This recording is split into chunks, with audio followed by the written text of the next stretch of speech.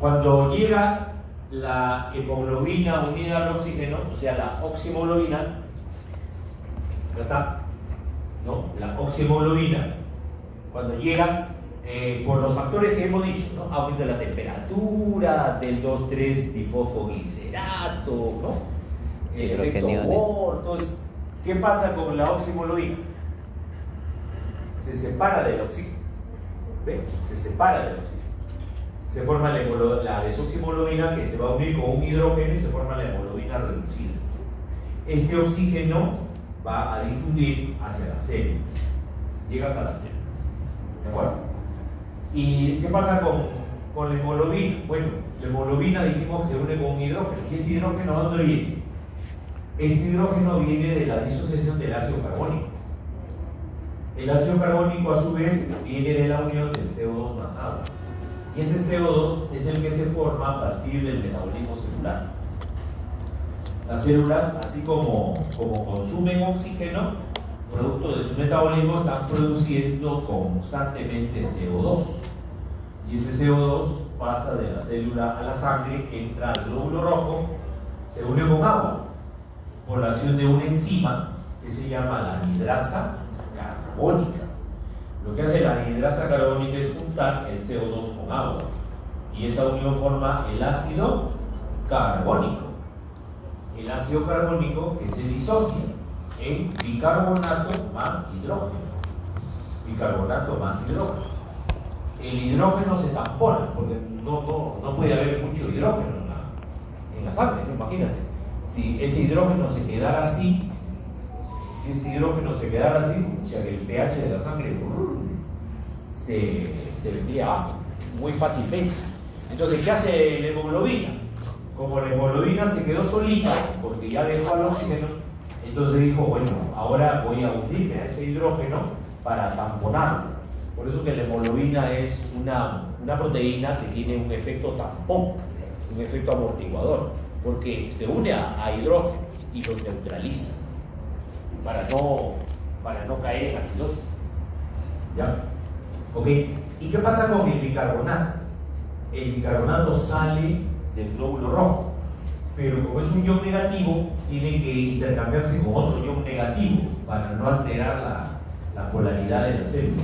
Entonces sale un ion negativo, entra un ion negativo. O sea, sale el bicarbonato y entra el cloro. Es un intercambio iónico. ¿Ok? Entonces, más o menos así se da el aporte de oxígeno a nivel de la célula. Claro que es lo mismo, ¿no? ¿Notan? A nivel de la célula se produce el CO2.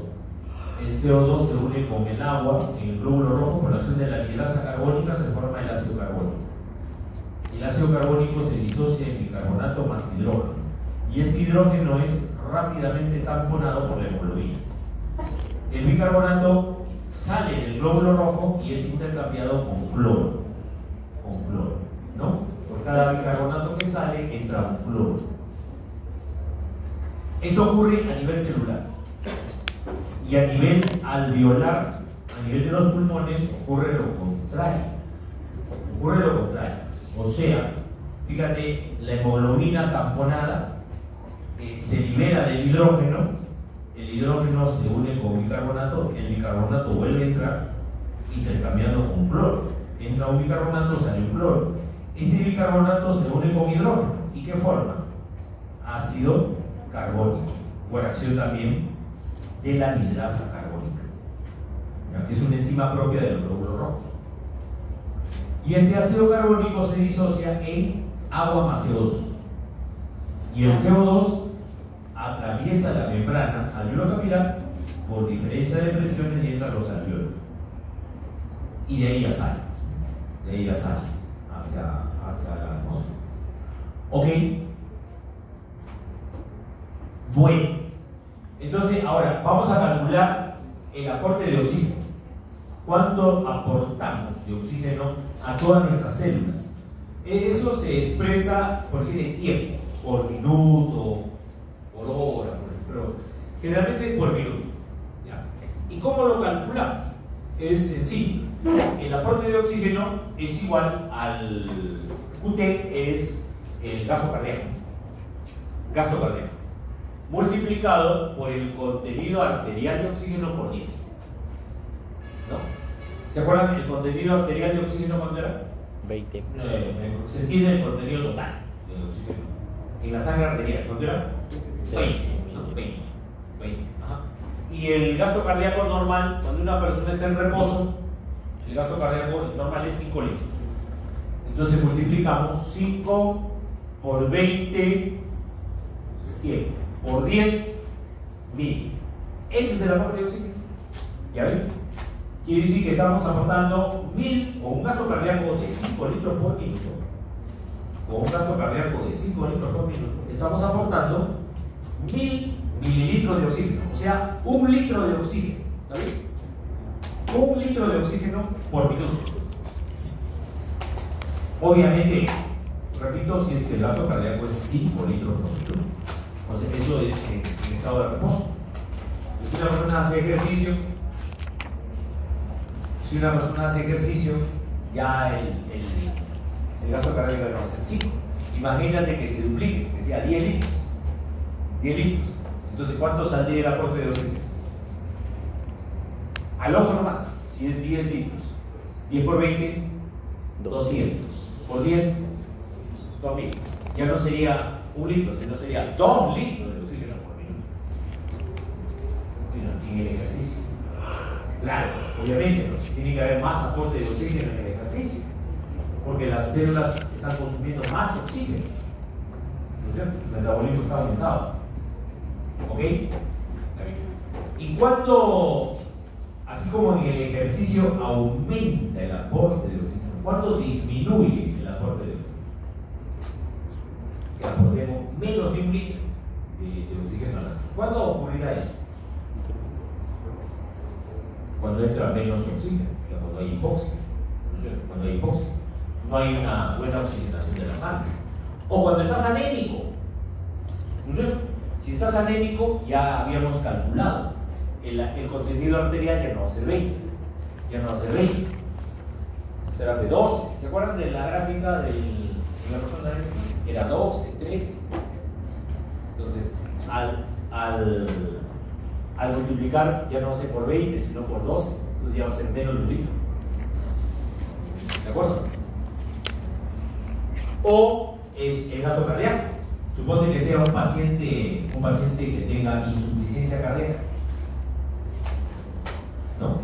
Ese paciente puede tener buena ventilación, buena perfusión, puede tener buena concentración de hemoglobina, pero ¿qué tal si su corazón no está latiendo adecuadamente? Tiene insuficiencia cardíaca, entonces no bombean una buena cantidad de sangre. Entonces el gasto cardíaco no va a ser 5 litros, va a ser menos. Entonces, si el gasto cardíaco es menos de 5 litros, que sea 3 litros, entonces obviamente ahí también disminuye el aporte de oxígeno. ¿Ya?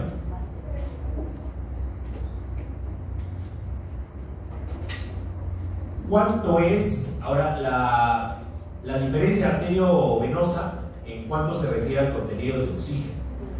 Ya hemos dicho que la cantidad de oxígeno en sangre arterial, ¿cuánto era?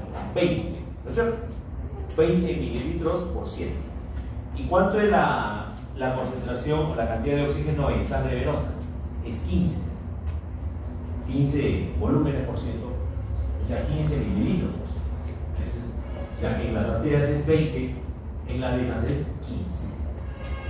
Entonces, fácil. ¿Cuál es la diferencia arteriovenosa en la cantidad de oxígeno que transportamos? Es 5. Fácil. Es 5. 5 volúmenes por 100. O sea, por cada 100 mililitros. Y si lo quiero empezar en litros, es 5 mililitros por cada 100 mililitros. Si lo quiero empezar en litros, simplemente por 10. ¿No es cierto? 10 por 5 será 50 mililitros de oxígeno, pero ya por litro. Por litro. ¿De acuerdo? Esa es la diferencia entre la cantidad de oxígeno en las arterias con respecto a las venas. ¿Qué quiere decir entonces eso? Si la diferencia es 50, ¿esos 50 a dónde se han ido? ¿A dónde se han ido? A la célula. A la célula. O sea, supongamos, las arterias traían, ¿cuánto? Traían 200 por litro. Y en las venas hay 150. Entonces, esos 50 de diferencia, ¿dónde están? Se han metido a la célula.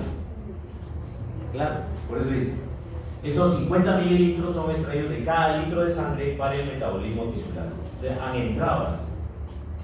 ¿Ya? ¿De acuerdo? Entonces ahora ya sabemos cuánto es el aporte de oxígeno, ¿no? Ya sabemos cuánto es el aporte de oxígeno. Ahora calculemos el consumo de oxígeno. ¿Cuánto consumimos de oxígeno? Bueno, lo que tenemos que hacer es simplemente, para calcular el consumo de oxígeno, es similar a la fórmula del aporte de oxígeno. Solamente que en vez de poner la cantidad que se lleva esa cantidad, simplemente ponemos la cantidad de oxígeno que entra a las células. O sea, no me interesa la cantidad que estoy transportando a la arteria, sino quiero saber cuánto entró a las células. ¿De acuerdo? Entonces, igual multiplicamos el gasto cardíaco por la diferencia arteriovenosa de oxígeno por 10. Y la diferencia arteriovenosa ya habíamos visto que era 5 mililitros por ciento. 5 por 5, 25. Por 10 sale 250 mililitros de oxígeno por minuto. Por minuto. Ese es el consumo de oxígeno. Ese es el consumo de oxígeno. Y si lo expresamos en... También lo puedo llevar al litro, lo puedo llevar por hora, ¿no? Este es por minuto, también lo puedo expresar por hora, al día, pero lo que más se estila es expresarlo por minuto. Entonces, 250 mililitros de oxígeno son extraídos de la sangre arterial por minuto y llevado a las células. ¿Y en el ejercicio se modifica o no eso? ¿O será siempre 250? En el ejercicio. ¿Aumenta o no? Claro, aumentará, porque en el ejercicio el gasto cardíaco ya no va a ser 5 litros. Ya dijimos, puede ser el doble, puede ser 10 litros. Entonces, si multiplicamos 10 por 5, 50%, ya sale 500. ¿No es cierto? Aumentará el consumo de oxígeno. Obviamente, obviamente. Otro concepto que tenemos que ver es el coeficiente de extracción de oxígeno. ¿Qué significa coeficiente de extracción? Coeficiente de extracción es la cantidad, digamos, el porcentaje de oxígeno que se queda en las células, ¿no? Y es extraído de la sangre arterial. No es todo el oxígeno, que ya vimos en la diapositiva anterior. Por ejemplo, si en la sangre arterial hay 200 mililitros de oxígeno y en la sangre venosa hay 150, entonces, ¿cuánto se quedó en las células? 50. Entonces, las células extraen de esos 200, han extraído 50. Eso más o menos es el coeficiente de extracción. ¿Qué porcentaje será? 50 de 200. ¿Qué porcentaje es? 25%. 25%. El coeficiente de extracción es 0.25. ¿Me dejo entender? Bueno, si no, ahí está la fórmula. ¿No? Si no lo deducimos, ahí está la fórmula. ¿Cómo hallamos el coeficiente de extracción? Será el contenido arterial de oxígeno menos el contenido venoso sobre el contenido arterial. O sea, sería 20, el contenido arterial, ¿cuánto era? 20. Y el contenido venoso, 15. ¿De acuerdo? ¿No? ¿Estamos de acuerdo? 20 menos 15, 5. Entre el contenido arterial, que es 20, 5 entre 20, 0.25. O sea, expresor de porcentaje, 25%. O sea, ¿eso qué quiere decir? Que del 100% del oxígeno que viene por la sangre arterial, ¿qué porcentaje se queda en las células? 25%. Y el otro 75% se va de frente hacia las venas, no es utilizado. Solo se utiliza el 25%. ¿Okay? Por acá, por ejemplo, acá dice, el aporte de oxígeno es, ya lo habíamos calculado también en la diapositiva anterior, el aporte de oxígeno que llega a las células es 1 litro por minuto, ¿se acuerdan? 1 litro por minuto. Con un aporte de 1 litro por minuto y un coeficiente de extracción de 0.25 significa que de este litro, 250 son extraídos, o sea, va a ser utilizado por la célula. Y los otros 750 se regresan por la sangre venosa hacia los pulmones. ¿Ya? ¿Ok?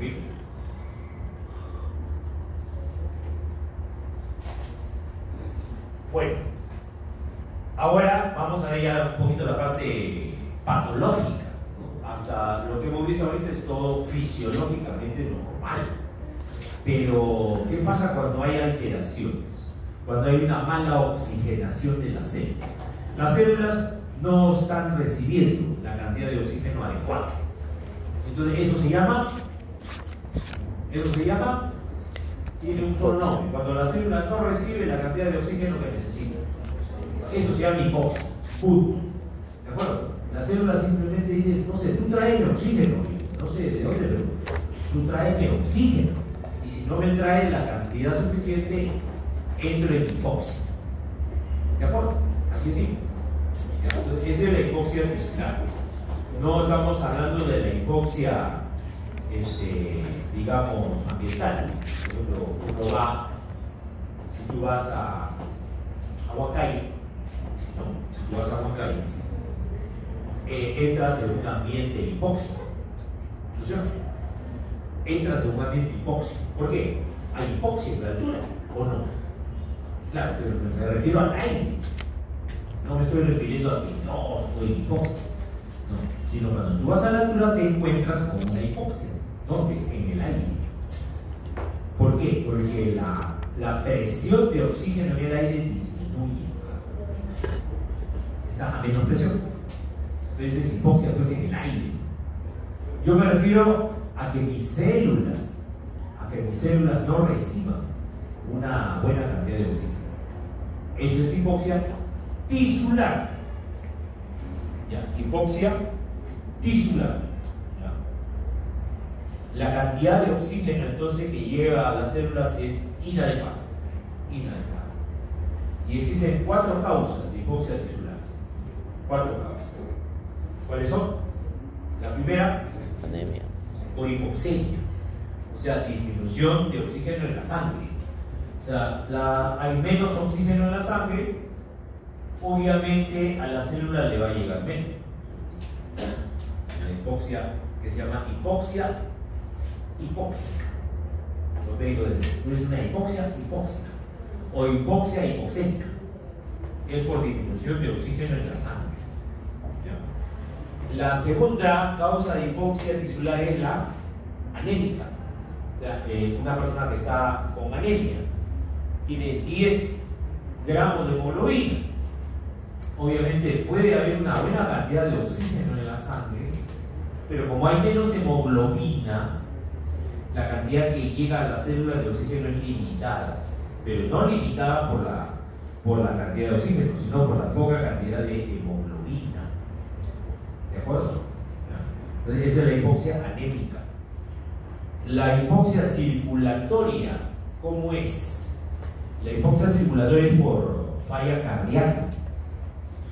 El paciente tiene buena cantidad de oxígeno en la sangre, tiene buena cantidad de hemoglobina, pero ¿qué pasa si el corazón no bombea la sangre? Entonces llega poca sangre a la célula y por ende también no llega la adecuada cantidad de oxígeno. Y la cuarta causa es la histotóxica, que por causas tóxicas la célula no utiliza el oxígeno, lo devuelve. O sea, tú le llevas el oxígeno en buena cantidad, le entregas a la célula y la célula dice, no quiero, lo devuelve, a pesar que lo necesita. No lo hace, lo devuelve. Esa es la hipoxia histotóxica. Histotóxica. Bueno, vamos con la primera causa. ¿Cuál era la primera causa de hipoxia? hipoxemia. La hipoxia hipóxica o hipoxia hipoxémica, ¿no? ¿Cuándo será? Bueno, cuando hay hipoventilación, ¿no? Si el paciente, por ejemplo, no ventila bien, está en coma, no ventila bien, no entra la adecuada cantidad de oxígeno, no. Disminuye la presión de oxígeno, ¿ya? Respira menos de 21% de oxígeno, disminuye el FiO2. ¿Ya? Otra, difusión alterada. Por ejemplo, que el paciente tenga una fibrosis pulmonar, su membrana alveolo-capilar está engrosada, entonces el oxígeno no difunde, no entra a la sangre. O que haya shunts, ¿no? Que vimos en la clase pasada, shunts, ¿no? Zonas, por ejemplo, que estén bien perfundidas, pero el aire no llega a los alveolos, no son alveolos que no están ventilados. O que la relación ventilación-perfusión esté alterada. Lo normal 0.8, ¿no es cierto? Que baje mucho, 0.2, 0.1, bajito. Ya. Hay una mala oxigenación. La hipoxia anémica. ¿Por qué se producía la hipoxia anémica? Por la falta de hemoglobina. Porque a pesar que la presión arterial de oxígeno es normal, pero lo que disminuye es la capacidad de transporte. O sea, la hemoglobina está disminuida, por ejemplo, ¿no? Concentración disminuida de hemoglobina. O también puede ser por presencia de monóxido de carbono. El monóxido, si está presente, desplaza el oxígeno y se une con la hemoglobina. Entonces el pobre oxígeno ya no sabe qué hacer, ya está desplazado por el monóxido. La metahemoglobina es cuando es una hemoglobina que tiene hierro en estado férrico. En estado férrico no transporta oxígeno, tiene que estar el hierro en estado ferroso. Es una hemoglobina normal. La hipoxia circulatoria, ¿cuándo dijimos que se presenta? Insuficiencia cardíaca. Cuando la falla es cardíaca, ¿no es cierto? La falla es cardíaca. O sea, la presión arterial de oxígeno es normal, ¿no? La concentración de hemoglobina también es normal, pero lo que disminuye es la cantidad de sangre, el volumen de sangre que llega a las células, ¿no? El volumen de sangre. Hay disminución de flujo sanguíneo por insuficiencia vascular y también por shunts arteriovenosos. Y la cuarta causa de hipoxia, ¿cuál era? La histotóxica, ¿no? En la hipoxia histotóxica, los tejidos no son capaces de usar el oxígeno. Tú les llevas oxígeno y no lo utilizan, lo devuelven, ¿no? A pesar que la presión arterial de oxígeno y de contenido de oxígeno son normales, pero los tejidos están recontra hipóxicos, pero a pesar de eso las células no reciben, lo devuelven. Entonces ahí la presión venosa de oxígeno aumenta, porque no está entrando oxígeno a las células. Entonces la presión venosa de oxígeno aumenta. Es una característica. Entonces, la hipoxia tisular tiene 4 causas, ¿no? La hipoxia hipoxémica es porque no entra una cantidad de oxígeno adecuada, por ejemplo, una mala ventilación. La segunda, la hemoglobina puede estar baja, ¿no? Hipoxia anémica. La tercera, falla del corazón, el gasto cardíaco disminuye, por ejemplo, ¿no? Hipoxia circulatoria. Y la cuarta es que la célula no recibe el oxígeno, ¿no? Entra en rebeldía, no recibe oxígeno. Entonces, a pesar que lo necesita. Esa es la hipoxia histotóxica.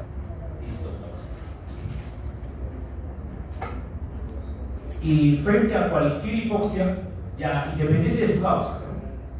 Independiente de la causa, cualquiera de esas 4 causas, hipoxia, provocan mecanismos compensatorios, ¿no? Compensatorios por parte del cuerpo. ¿Cuáles son? Taquicardia, taquipnia, aumento de la frecuencia cardíaca, aumento de la frecuencia respiratoria, aumenta el gasto cardíaco, ¿ya? Desvía la curva de disociación de la hemoglobina hacia la derecha, ¿no? Hacia la derecha. Hay redistribución de sangre. O sea, son mecanismos compensatorios. Eso ocurre, por ejemplo, cuando nos vamos a la altura. ¿Sí o no? Claro, cuando vamos a la altura hay menos oxígeno en el aire. Entonces eso va a repercutir obviamente va a haber menos presión de oxígeno alveolar, menos presión arterial de oxígeno, menos saturación de hemoglobina. Y las células van a comenzar a recibir menos oxígeno. Entonces, mi organismo tiene que generar mecanismos que compensen eso. No me va a quedar tranquilo. Entonces, ¿qué cosa ocurre cuando te vas a la altura? Tu corazón empieza a latir más rápido, hay taquicardia, hay aumento de la frecuencia respiratoria, hay taquipnea, incremento del gasto cardíaco, disminuye la afinidad de la hemoglobina por el oxígeno, luego se desplaza a la derecha, etc. Bueno, y vamos a terminar la clase.